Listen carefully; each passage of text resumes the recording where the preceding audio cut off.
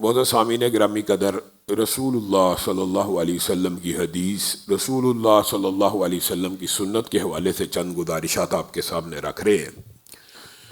امید ہے انشاءاللہ آج اس موضوع کو وائنڈ اپ کرنے کی کوشش کریں گے۔ آگے رمضان کی آمد ہے اور چند دیگر موضوعات کو بھی آپ کے سامنے رکھنا مطلوب اور مقصود ہے، اور اس کے علاوہ انشاءاللہ سیرت کے ابواب کے حوالے سے بھی چند گزارشات کو رکھنا۔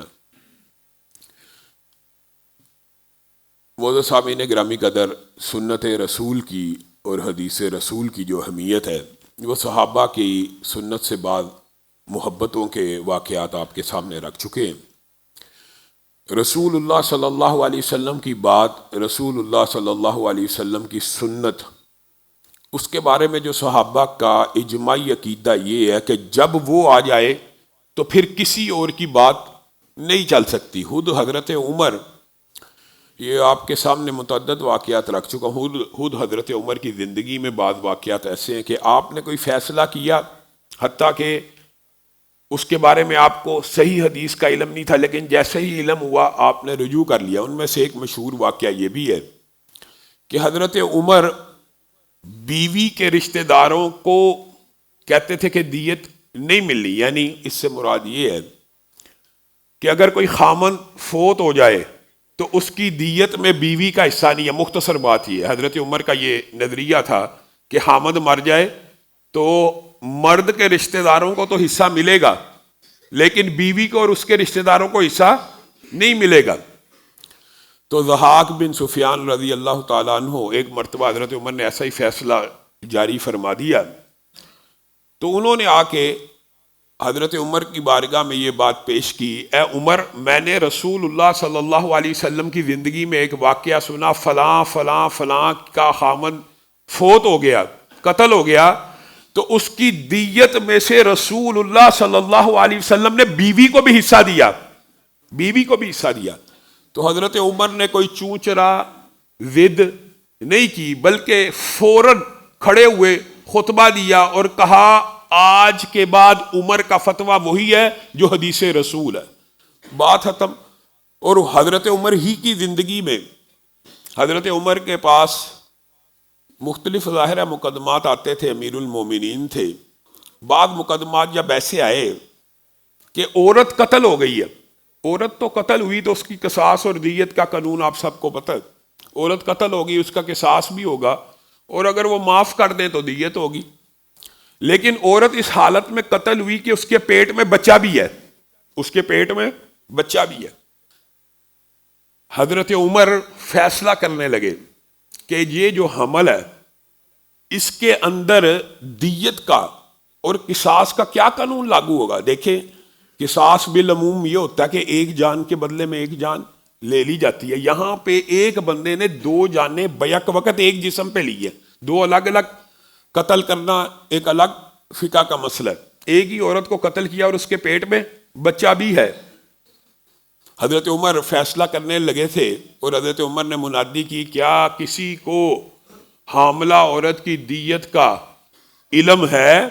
تو جناب حمل نے رضی اللہ تعالیٰ عنہ نے فوراً کہا، جی ہاں، حمل بن مالک نے، کہ میں نے رسول اللہ صلی اللہ علیہ وسلم سے یہ بات سنی ہے، جو بچہ ماں کے پیٹ کے اندر ہوگا اس کی دیت اور قصاص سے قطع نظر اس کے بدلے میں ایک غلام کو آزاد کروا دیا جائے گا۔ یعنی عورت کی دیت تو پوری ہوگی اور عورت کا قصاص تو پورا ہی ہوگا، اگر وہ معاف نہ کریں تو قصاصاً قتل کر دیا جائے گا، اگر معاف کریں گے تو دیت ہوگی۔ لیکن ہر دو صورتوں میں یا قصاص یا دیت لی جا رہی ہے، بچے کے بارے میں کیا حکم ہے؟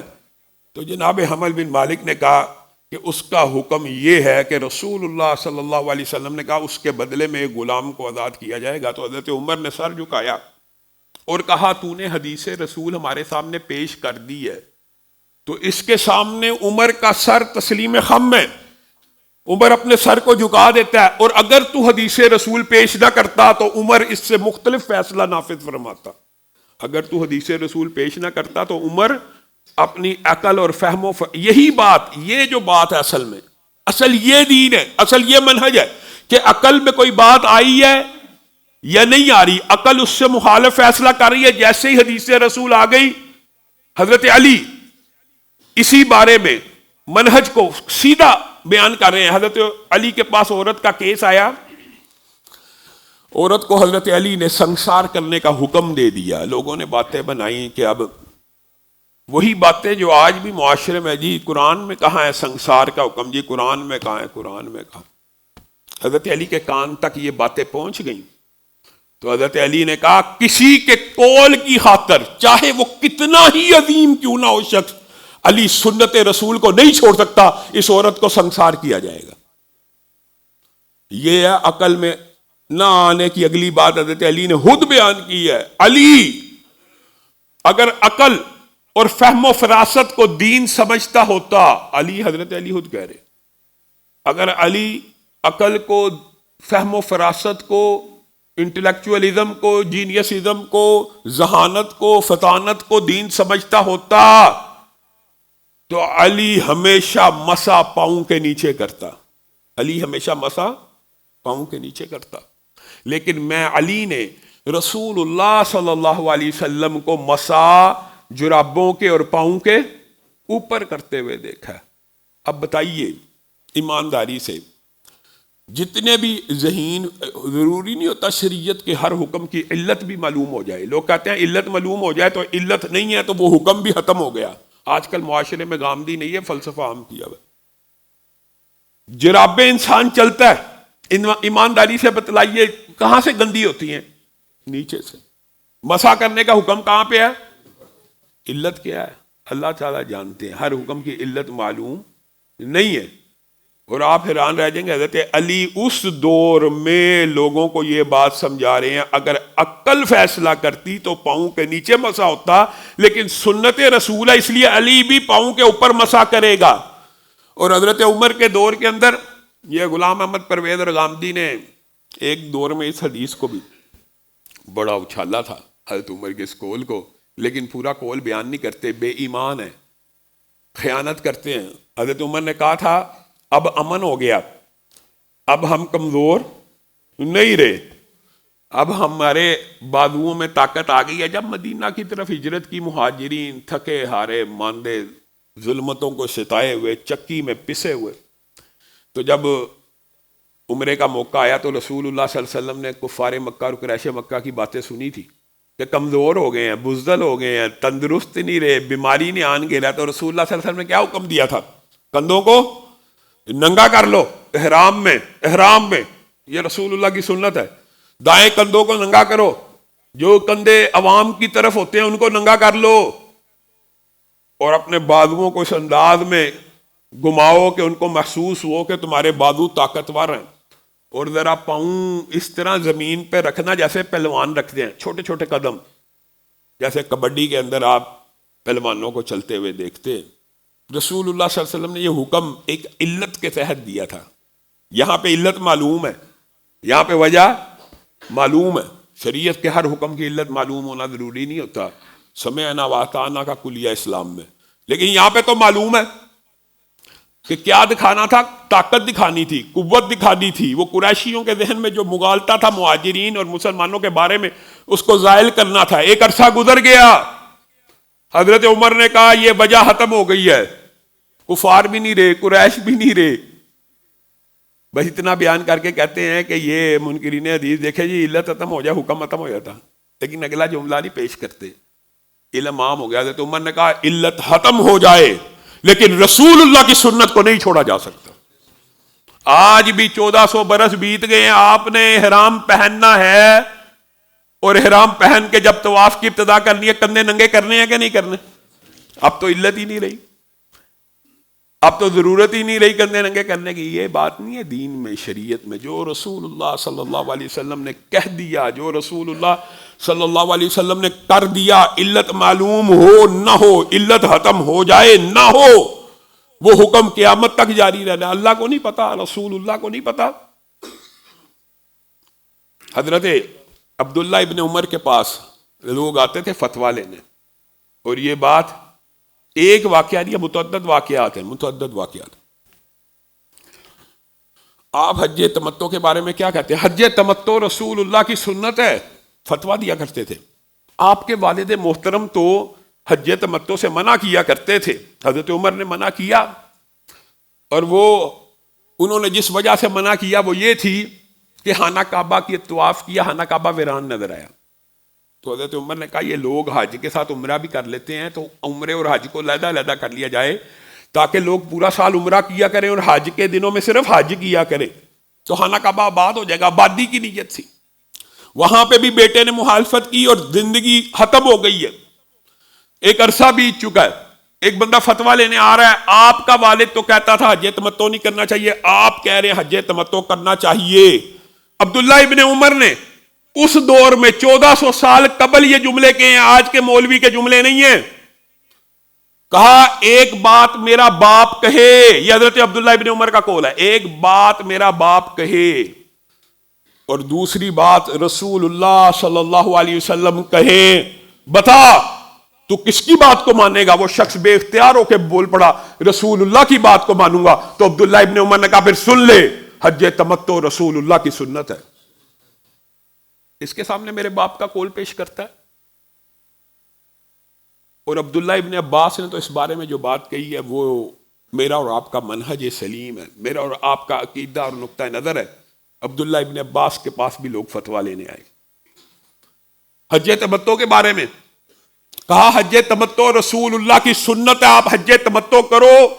تابعی کے منہ سے، اور بعض روایت میں ہو سکتا صحابی ہو، اس کے منہ سے یہ نکل گیا۔ ابو بکر و عمر کا تو اعلان تھا اور ان کی خواہش تھی اور ان کا ارادہ تھا اور ان کا نقطہ نظر تھا اور ان کی فقاہت تھی اور ان کا اجتہاد تھا اور ان کا قول تھا کہ حج تمتع نہیں کرنا چاہیے تاکہ پورا سال خانہ کعبہ آباد رہے۔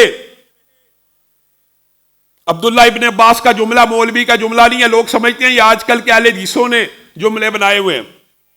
کہا آسمان سے پتھر کیوں نہیں برس رہے اور تم زمین کے اندر گڑ کیوں نہیں جاتے؟ آسمان سے عذاب کیوں نازل نہیں ہو رہا؟ میں تمہیں کہتا ہوں کہ رسول اللہ کی سنت ہے، تم کہتے ہو ابو بکر و عمر کا یہ فتویٰ ہے۔ ابو بکر و عمر، رکیے غور کیجئے، میں کہتا ہوں رسول اللہ کا عمل یہ ہے، میں کہتا ہوں رسول اللہ کا حکم یہ ہے، میں کہتا ہوں رسول اللہ نے حج تمتع کیا، تم کہتے ہو ابو بکر و عمر نے منع کیا ہے۔ آج اس جملے کے اوپر غور کیجئے، آج کا دور ہوتا اور عبداللہ ابن عباس موجود ہوتے اور ان کے سامنے یہ مقدمے لائے جاتے کہ اہل حدیث منکرین حدیث کے سامنے حدیث پیش کر رہے ہیں یا استخفاف حدیث کرنے والوں کے سامنے حدیث پیش کر رہے ہیں، اور وہ آگے سے کہہ رہے ہیں ابو بکر و عمر کی بات نہیں کر رہے، وہ کہہ رہے ہیں امام ابو حنیفہ کا فتویٰ تو یہ ہے رحمہ اللہ، وہ کہہ رہے ہیں فلاں امام کا فتویٰ تو یہ ہے، فلاں پیر کی بات تو یہ ہے، فلاں فقیہ کی بات تو یہ ہے، ہمارے امام غامدی کی بات تو یہ ہے۔ رسول اللہ صلی اللہ علیہ وسلم نے فرمایا موسیقی حرام ہے، غامدی صاحب یہ کہتے ہیں۔ رسول اللہ نے تو کہا ہے کہ میری امت عنقریب موسیقی کو حلال کر لے گی، بھائی حرام ہے تو حلال کرے گی نا، بخاری شریف کی حدیث ہے۔ غامدی صاحب تو کہتے ہیں قرآن میں نہیں ہے کہیں بھی موسیقی، مرزا جیلمی صاحب کے نزدیک تو موسیقی۔ آپ کو رسول اللہ کا فرمان دکھایا جا رہا ہے اور آپ اس کے بدلے میں غامدی اور مرزا جیلمی کو پیش کر رہے ہیں، اور عبداللہ ابن عباس کہہ رہے ہیں تمہارے اوپر آسمان سے پتھروں کی بارش کیوں نہیں ہو رہی؟ میں تمہیں کہتا ہوں رسول اللہ کی سنت ہے حج تمتع، اور تم کہتے ہو ابو بکر و عمر نے روکا۔ اگر رسول اللہ کی بات کو ابو بکر و عمر کے فتوے کی وجہ سے نہیں چھوڑا جا سکتا تو رسول اللہ کی بات کو کسی غامدی کے فتوے کی وجہ سے بھی نہیں چھوڑا جا سکتا۔ امت میں کوئی ایسا شخص نہیں ہے، کوئی ایک ایسا شخص نہیں ہے کہ جس کی بات کی وجہ سے رسول اللہ کی بات کو چھوڑا جائے۔ آپ یہ بات کرتے ہیں صحابہ نے تو اپنے ساتھیوں کی جو ٹریننگ اور تربیت کی ہے وہ اعتراض سے بھی بچنے کی ہے۔ ایک صحابی کے سامنے یہ حدیث پیش کی گئی، عمران بن حسین اور عبداللہ ابن عمر کے بعض واقعات آپ کے سامنے رکھتا۔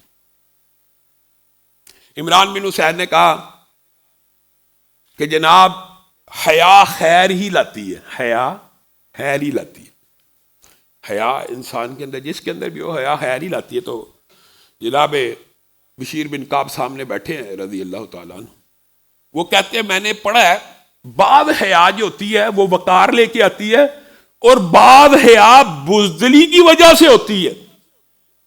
حکماء کا قول ہے، کوئی یہاں پہ ایک حدیث کی ٹرانسلیشن ہو رہی ہے، تشریح ہو رہی ہے، اس کو کھول کے بیان کرنے کی ایک صحابی کوشش کریں۔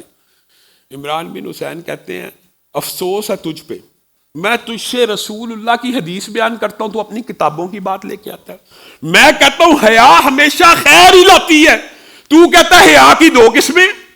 میں کہتا ہوں رسول اللہ صلی اللہ علیہ وسلم نے کہا حیا ہمیشہ خیر ہی لائے گی، تو آگے اس کی تشریح کرتا ہے کہ بعض حیا بزدلی بھی ہوتی ہے، بعض لوگ بزدلی کی وجہ سے حیا شو کرتے ہیں۔ تو اس حدیث کی تشریحات اپنی کتابوں کی وجہ سے کرے گا، ناراض ہو کے چل دیے، ناراض ہو گئے۔ صحابہ نے اپنے ساتھیوں کی تربیت، عبداللہ ابن عمر کہتے ہیں جب بھی کوئی شخص اٹھے، دیکھیں یہ تو سوال کا پیدا ہو جانا اچنبے کی بات نہیں تھی، لیکن ٹریننگ اور تربیت کی بات ہے۔ کہا میں نے رسول اللہ صلی اللہ علیہ وسلم سے سنا ہے جو بھی سو کے اٹھے، جو بھی سو کے اٹھے، جو بھی، یہ بھی آپ نے سنت کو اپنانا ہے آج کے بعد، اس کا بھی ارادہ کیجیے، جب بھی سو کے اٹھیے، جب بھی، تھوڑی نیند ہو بڑی نیند ہو، تم میں سے جب بھی کوئی سو کے اٹھے تو 3 مرتبہ اپنے ہاتھوں کو دھوئے۔ رسول اللہ صلی اللہ علیہ وسلم کا حکم ہے، سنت ہے، حدیث ہے۔ یہ حدیث کو بیان کیا جا رہا ہے کہ تم میں سے کوئی بھی اٹھے سو کر تو کسی بھی پانی یعنی کسی بھی برتن کے اندر ہاتھ ڈالنے سے پہلے، کسی بھی کھانا کھانے سے پہلے، کسی بھی چیز کے اندر ہاتھ ڈالنے سے پہلے ہاتھوں کو 3 مرتبہ۔ ایک صحابی پاس بیٹھے ہیں اور انہوں نے کہا دھونے کے لیے اگر پانی کا نلکا نہ ہو، یعنی حدیث کے الفاظ ان کو بظاہر یہ لگے کہ کسی چیز میں ہاتھ نہیں ڈالنا، اس سے پہلے دھونے ہیں، تو کہنے لگے ایک حوض ہو، پانی کا حوض ہو، یعنی پانی کا حوض ہو تو کیا اس کے اندر ہاتھ ڈالے جا سکتے ہیں؟ عبداللہ ابن عمر کے چہرے کی رنگت بدل گئی، کہنے لگے میں تجھے حدیث پیش کرتا ہوں، تو آگے ہے معارضہ پیش کرتا ہے، تو اس کے اندر شک اور شبہ پیدا کرنا چاہتا ہے کہ حوض بھی ایک برتن ہے۔ مراد یہ ہے کہ رسول اللہ نے چونکہ کہہ دیا کہ کسی بھی برتن میں ہاتھ ڈالنے سے پہلے 3 مرتبہ دھونے ہیں، تو لوگوں کے ذہن میں یہ اشکال ڈالنا چاہتا ہے کہ حوض جو ہے وہ بھی ایک برتن نما ہے اور اس کے اندر سے ہاتھ دھو دیے تو پھر یہ حدیث چاہے خلط ملط ہو جائے گی، اشکال پیدا کرنا چاہتا ہے۔ میں تجھے کہتا ہوں جب بھی تو سو کے اٹھے تو ہاتھ دھو۔ یہ کیا اعتراض ہے کہ برتن میں سے دھونے ہیں، حوض میں سے دھونے ہیں، کس میں سے دھونے ہیں؟ یہ بات نہیں ہے، حکم دھونے کا ہے، اصل اہمیت دھونے کی ہے۔ حضرت عبداللہ مسجد میں بیٹھے ہوئے، ایک شخص کنکریوں سے کھیل رہا ہے، کنکریاں ہاتھ میں پکڑ کے، ہمارے معاشرے میں بھی بچپن میں، اب تو یہ گیمیں معاشرے سے نابود ہو گئی ہیں، بنٹے کھیلے جاتے تھے، انگلی کے اوپر ایسے رکھ کے بنٹا، اسی کو کہتے ہیں کنکریوں سے کھیلنا۔ اس دور میں بھی یہ کھیل موجود تھا۔ تو عبداللہ نے کہا میں نے رسول اللہ صلی اللہ علیہ وآلہ وسلم سے سنا ہے کہ کنکریوں سے ایسے نہیں کھیلنا چاہیے، کہ ایسے کھیلنے سے کنکری کسی کو لگ سکتی ہے، کسی کو چوٹ لگ سکتی ہے، اور یہ کنکریاں ایسے دشمن کو بھی اگر ماری جائیں تو اس سے وہ زخمی نہیں ہوتا، آنکھ پھوٹ جاتی ہے، ہونٹ پھٹ سکتے ہیں، کوئی زیادہ نقصان نہیں ہوتا، اس لیے اس سے بعد آ جا۔ وہ شخص بعد نہ آیا تو عبداللہ مسجد النبی سے اٹھ کے چل پڑے اور کہا میں ڈرتا ہوں تیرے پر عذاب نہ آ جائے، میں رسول اللہ صلی اللہ علیہ وسلم کی تجھ سے حدیث بیان کرتا ہوں اور تو آگے سے رکتا نہیں ہے۔ عبداللہ ابن عمر نے اپنے گھر والوں کو، مسجد والوں کو اکٹھا کیا، اور یہ بھی آج کل کا المیہ ہمارے معاشرے کا بہت بڑا۔ ہمارے معاشرے میں عورت کو شادی بیاہ پہ بازار میں جانے کی اجازت ہے، شاپنگ کی اجازت ہے، ڈرائیوروں کے ساتھ گھومنے پھرنے کی اجازت ہے، گاڑیاں چلانے کی اجازت ہے، لیکن عورت اگر مسجد میں تراویح پڑھنے کے لیے آنا چاہتی ہے، اعتکاف کے لیے آنا چاہتی ہے، جمعہ پڑھنے کے لیے آنا چاہتی ہے، مسجد میں باجماعت نماز کو ادا کرنے کے لیے آنا چاہتی ہے، مسجد میں جنازے کے لیے حاضر ہونا چاہتی ہے، مسجد میں کلاس پڑھنے کے لیے آنا چاہتی ہے، مسجد میں فہم قرآن اور حفظ قرآن کی کلاسیں یا ٹیچنگ کرنا آنا چاہتی ہے، یا عورتوں کو مسجد میں نہیں جانا چاہیے، فتنہ بازار میں جانا فتنہ نہیں ہے، مسجد میں عورت کا جانا فتنہ ہے۔ عجیب معاشرے کا فلسفہ ہے۔ بازار سے آپ روک نہیں سکے، مسجدوں سے آپ روکتے ہیں۔ اللہ کی قسم، بچوں کی صحیح پرورش اور بچوں کی تربیت کا ذمہ تو عورت کے اوپر ہے، اور اگر آپ عورتوں کو مسجدوں سے کاٹ دو گے جو ہمارے معاشرے نے کاٹ دیا، یہ جو مساجد میں آپ کو عورتیں نظر آتی ہیں، یہ صرف تحدیث نعمت کے طور پہ کہہ رہا ہوں، فخر کے لیے نہیں، ابلاغ کے لیے، تان کے لیے نہیں، سمجھانے کے لیے کہہ رہا ہوں، صرف اہل حدیث مکتبہ فکر کے کی مساجد ہے جہاں پہ آج بھی عورتیں آتی ہیں، اور اہل حدیث مکتبہ فکر کے اندر بھی عورتوں کا آنا کم ہوتا جا رہا ہے۔ ہم نے اللہ کے فضل و کرم سے پوری ایک عمارت عورتوں کے لیے بنائی ہے، اور اس طرح بنائی ہے کہ سڑک کا درمیان میں فاصلہ سپیکر لگے ہوئے ہیں، اختلاط نہ ہو، مخلوط نہ ہو، الگ انڈیپینڈنٹ عورتیں بیٹھی ہوں، آپ کو نظر بھی نہیں آ رہی، کیا حرج ہے اس میں؟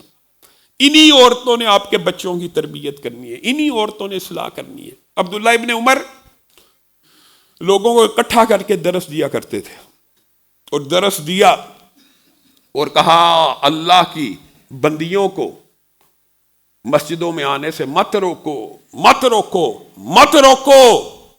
حضرت بلال آپ کے بیٹے ہیں، کھڑے ہو گئے، کہا میں اپنے گھر کی عورتوں کو روکوں گا۔ آپ کا چہرہ غصے سے لال سرخ ہو گیا اور آپ کی آنکھوں میں پانی آ گیا اور آپ رونا شروع ہو گئے، رونا شروع ہو گئے۔ اے بدبخت، اپنے بچوں کے اوپر کبھی لعنت نہیں کی۔ یہ والا موقع عبداللہ ابن عمر اپنے بیٹے پہ لعنت ڈال کے کہتے ہیں میں تجھ پہ لعنت بھیجتا ہوں، میں تجھے کہتا ہوں رسول اللہ نے عورتوں کو مسجدوں میں آنے سے منع کیا کہ وہ کبھی نہ روکو انہیں۔ خبردار، کوئی بندہ اپنی بیوی کو، اپنی بیٹی کو مسجد میں آنے سے مت روکے، اور تو کہتا ہے میں روکوں گا، تجھ پہ اللہ کی لعنت ہو۔ یہ وہ زبان ہے جس نے زندگی میں کبھی کسی کے اوپر لعنت نہیں کی، صرف اس وقت کی کہ جب حدیث رسول اور قول رسول کے سامنے کسی نے اعتراض کیا تو صحابہ نے مجھے اور آپ کو ایک منہج دیا کہ رسول اللہ صلی اللہ علیہ وسلم کی بات آ جائے، پھر چوں، پھر چراں، پھر آگے سے دلیل، پھر ہیلے، پھر حجتیں، پھر دلائل پیش نہیں کیے جا سکتے۔ رسول اللہ صلی اللہ علیہ وسلم کی بات جیسے ہی آئے گی ویسے ہی سر تسلیم ہم کر دیا جائے گا۔ حتیٰ کہ صحابہ تو رسول اللہ صلی اللہ علیہ وسلم کی سنتوں سے ایسے پیار کیا کرتے تھے، یہ تو ایک طویل باب ہے، بڑا لمبا۔ بعض واقعات آپ کے سامنے رکھ چکا ہوں۔ حسن و حسین کو چلتا دیکھ کر ابو ہریرہ رک جایا کرتے تھے اور کہتے تھے اپنی قمیض کو اٹھاؤ۔ وہ قمیض اٹھا دیتے، آپ پیٹ کے اوپر بوسہ دیا کرتے تھے، اور پیٹ پہ بوسہ دینے کے بعد کہا کرتے تھے میں نے رسول اللہ صلی اللہ علیہ وسلم کے 2 ہونٹ اس جگہ پہ لگتے ہوئے دیکھا، اس لیے لگا رہا ہوں۔ اور منکرین حدیث نے اشکال پیدا کیے، اشکال، یہ یار وہ حدیثیں وہ کب لکھی گئی، 100 سال بعد، 150 سال بعد، جی یہ بھی جھوٹ ہے۔ رسول اللہ کی زندگی میں لکھی جاتی تھی، ہر صحابی لکھا کرتا تھا، لیکن تم لکھنے کی بات کرتے ہو، اللہ تعالیٰ نے بل ہوا آیات بینات فی صدور الذین اوتوا العلم کا وعدہ کیا ہے کہ اللہ تعالیٰ نے یہ دین صرف کتاب کی چھال کے اوپر یا لکڑی کی چھال کے اوپر یا کتاب کے صفحے کے اوپر محفوظ نہیں کیا، بل ہوا آیات بینات فی صدور الذین اوتوا العلم، اس کتاب کو ہم نے دھڑکتے ہوئے دلوں میں زندہ رکھا ہے، اس دین کو ہم دلوں کے اندر محفوظ کریں گے۔ حفظ کا جو سسٹم، حفاظت دین کے لیے اول اسی لیے رسول اللہ صلی اللہ علیہ وسلم نے فرمایا تھا سب سے بہترین دور میرا ہے، اس کے بعد میرے بعد آنے والوں کا، اس کے بعد میرے بعد آنے والے کا۔ یہ 3 دور بہترین دور اس لیے ہیں کہ انہوں نے دین کو حفظ کیا، صرف یہ وجہ، یہ دین کے حافظ ہیں، اور ان کے حفظ کا امتحان آج غامدی اور انکار حدیث کرنے والوں نے نہیں کیا۔ آپ کو سچا واقعہ بتاتا ہوں، مروان بن حکم بھی گورنر تھے، ان کے ذہن میں بھی آ گیا کہ ابو ہریرہ بہت حدیث بیان کیا کرتے ہیں، کیا کیا جائے؟ لوگ شکایت کرتے تھے کہ یہ حضرت ابو ہریرہ کوئی غلط کام ہو اس کے خلاف کہتے ہیں رسول اللہ صلی اللہ علیہ وسلم نے ایسے کر دی، یہ کیسے ہو سکتا ہے کہ رسول اللہ نے ہر بات کے بارے میں حکم جاری کیا؟ ہاں دین مکمل ہے، جو ابو ہریرہ کو پتا تھا وہ بیان کر دیا کرتے تھے۔ مروان بن حکم نے کہا ابو ہریرہ کو بلایا جائے، سچا واقعہ ہے، صحیح سند کے ساتھ بلایا۔ اس مسئلے کے بارے میں کیا ہے؟ جی یہ حدیث ہے۔ اس مسئلے کے بارے میں کیا ہے؟ جی یہ حدیث ہے۔ سارا دن لگا رہا اس مسئلے کے بارے میں، اور اصل ٹارگٹ ابو ہریرہ کا امتحان اور ان کے حفظ کا امتحان لینا تھا. پیچھے اپنا ایک سیکٹری بٹھایا ہوا, کہا جو بھی حدیث جس مسئلے کے بارے میں ابو ہریرہ بیان کرے لکھی جائیں. پورا دن گزر گیا. ابو ہریرہ نے سینکڑوں احادیث بیان کی, وہ سینکڑوں کی سینکڑوں احادیث سیکٹری نے لکھ لی. کہا اچھا آپ کی مہربانی, آپ نے بڑا ہم میں اپنے علم سے نوازا ہے. 1 سال انتظار کیا, 1 سال. اور 1 سال کے بعد ابو ہریرہ کو دوبارہ بلایا. حفظ کا امتحان صحابہ سے بھی لیا گیا. کس سے لیا جا رہا؟ صحابی رسول سے.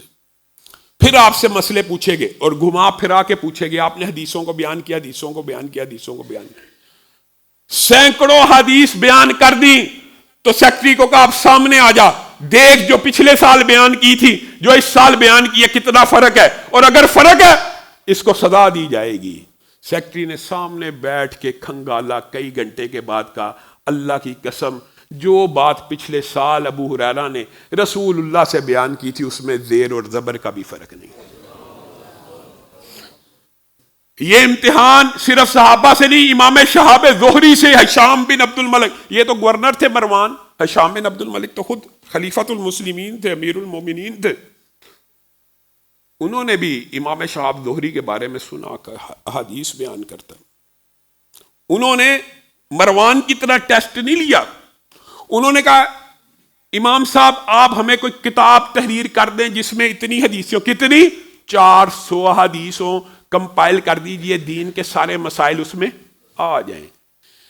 امام شہاب زہری نے کہا میں خود تو نہیں لکھتا, آپ اپنے کسی بندے کو کہ میں ابھی 400 حدیث کے اوپر مشتمل کتاب لکھوا دیتا ہوں. ابھی ایک ہی دن میں 400 حدیثیں لکھوا کے چل دیے.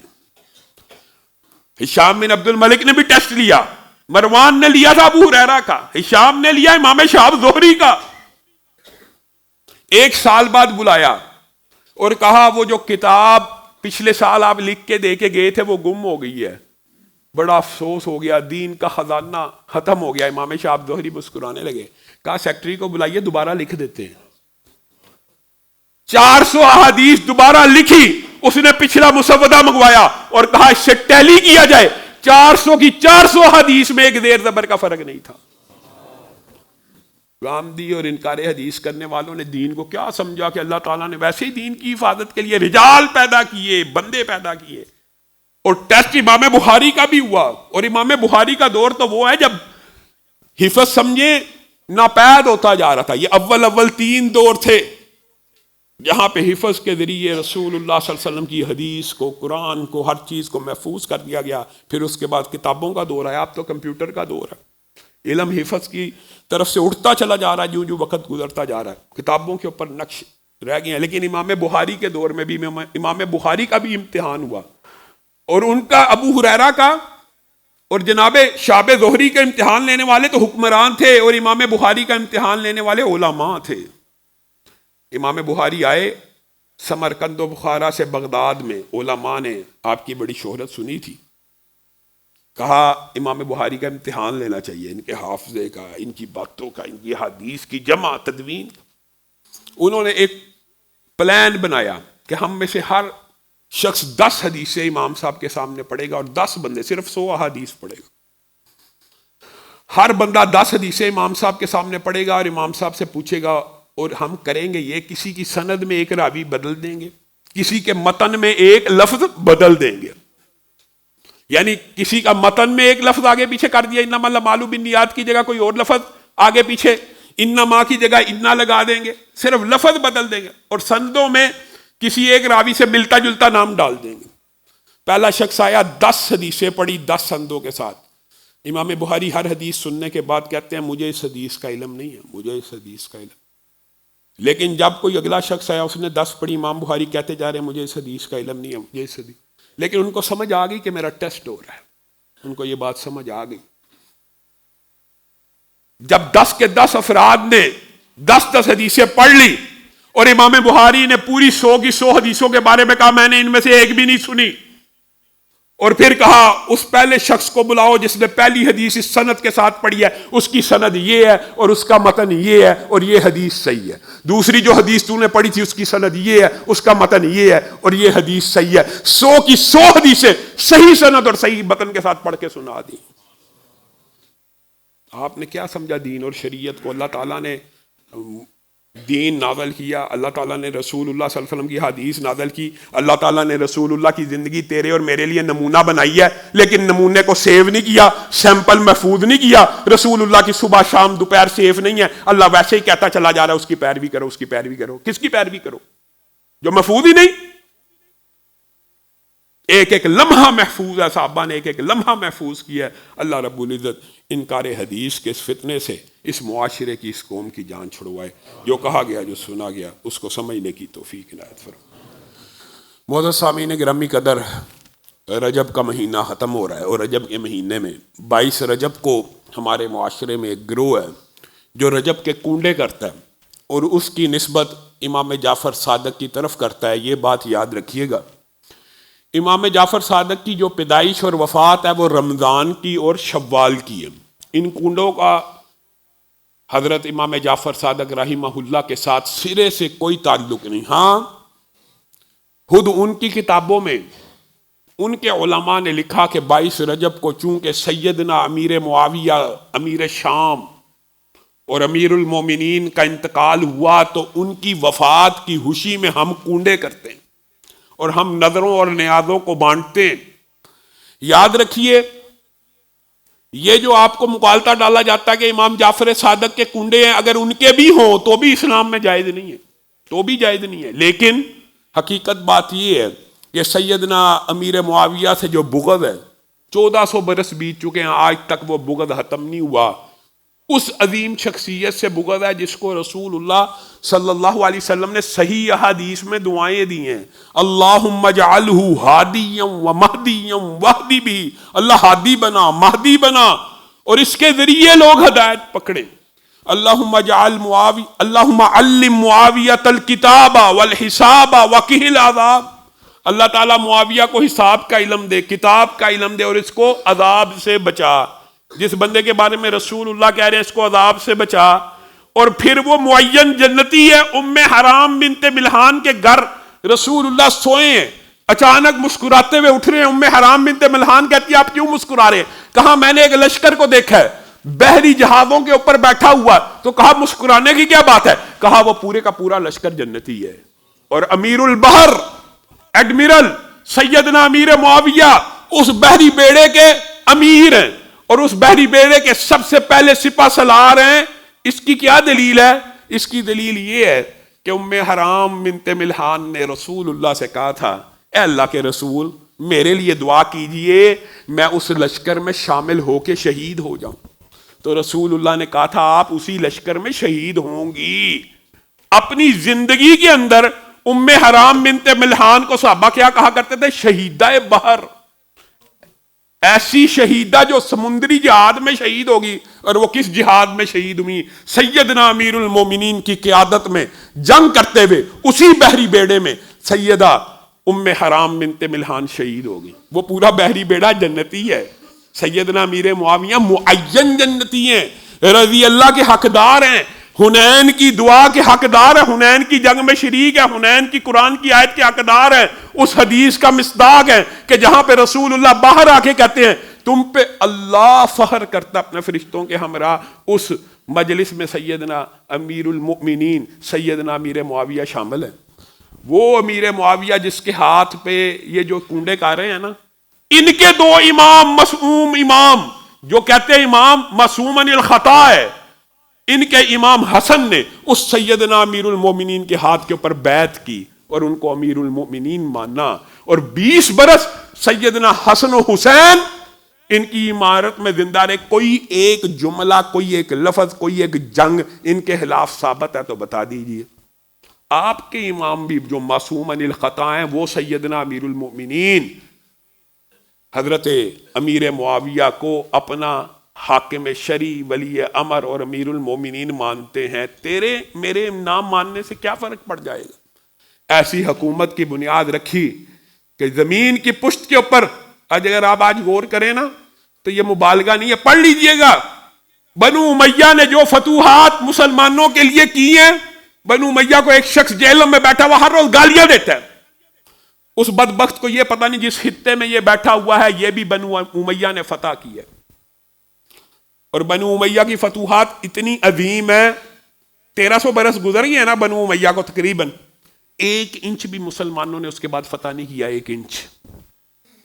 یہ اتنے جلیل القدر اصحاب ہیں اور اتنے جلیل القدر خاندان ہیں، ان کے بارے میں ہر وقت ہردہ سرائی کرنا اور سیدنا امیر معاویہ کے بارے میں زبانوں کو دراز کرنا. میں آپ کو بارہا یہ بات کہتا ہوں، یہ مسئلہ اصل میں سیدنا امیر معاویہ کا ہے ہی نہیں، یہ اصحاب رسول سے بغض اور دشمنی ہے. امیر معاویہ اگر حضرت ابو بکر جتنے متقی بن جائیں، حضرت عمر جتنے متقی بن جائیں، تو کیا حضرت ابو بکر روافظ کی زبان سے بچے؟ حضرت عمر بچے ہیں، ابی عائشہ بچی ہیں، امی حفصہ بچی ہیں، ام حبیبہ بچی ہیں.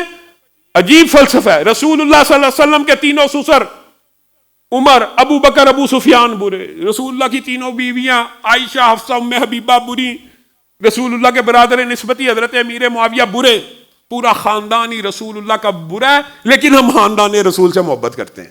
سبحان اللہ. پورا خاندان برا اور محبت ہمیں خاندان سے. یہ کون سا فلسفہ؟ یاد رکھیے گا، آج علم عام ہو گیا، آج علم پھیل چکا ہے. پہلے میں یہاں پہ بیٹھ کے یا علماء یہاں پہ بیٹھ کے یہ کہتے تھے حضرت ابو بکر عمر کو نہیں مانتا، یار جھوٹ بول دینے مولوی شیعہ حضرت ابو بکر عمر دی، رافضی حضرت ابو بکر عمر دی بڑی عزت کر دینا. وہ حسن اللہ یاری بیٹھا ہوا ہے، اعلانیہ ہر روز چیلنج کرتا ہے کہ ابو بکر و عمر کے ایمان پہ مجھ سے مناظرہ کر لو. تجھ سے ابو بکر و عمر کے ایمان پہ مناظرہ نہیں، مباہلہ ہوگا. کوئی اہل تشیع پوری دنیا کے اندر اگر موجود ہے تو احسان الہی ظہیر کا یہ بیٹا ادنا سا طالب علم یہ بات کہتا ہے، ادھر آ او دلبر ہنر آزمائے، تو تیر آزما ہم جگر آزمائے، مناظرہ نہیں. احسان الہی ظہیر کا یہ بیٹا مباہلے کے لیے تیار ہے کہ ابو بکر و عمر جنتی ہیں، اگر تیرا یہ عقیدہ نہیں ہے تو ہم سے مباہلہ کر لے. بات ہے تب مناظرے کی کیا بات کرتا ہے؟ مباہلہ کر لے تاکہ اسی دنیا کے اندر فیصلہ ہو جائے کون حق کے اوپر ہے اور کون باطل کے اوپر ہے. اللہ تعالی ہماری زبانوں کو صحابہ کا احترام نصیب فرمائے. سبحان ربک رب العزت عما یصفون وسلام علی المرسلین والحمد للہ رب العالمین.